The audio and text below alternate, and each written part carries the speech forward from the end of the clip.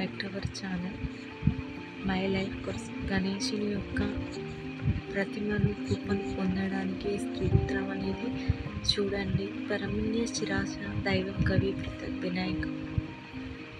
ఇందులో లంబోదరం పంచమం అనేవి ఎప్పుడు కూడా మన సుఖ దుఃఖాలను కష్టాలను కలిగించే బాధలను తొలగించడానికి వినాయకుడి యొక్క స్తోత్రాలు అనేవి మనకు డైలీ లైఫ్లో చాలా యూజ్ అవుతాయండి.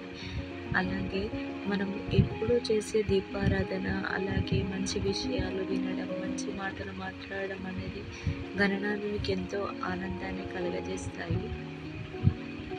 ద్వాదశ లోకము అంటే శ్రావణ మాసంలో వచ్చేటువంటి గణేష్ చతుర్థి అంటే ఆగస్టు 27వ తేదీన గణేష్ మహారాజు మనకు భూలోకానికి రావడం జరుగుతుంది.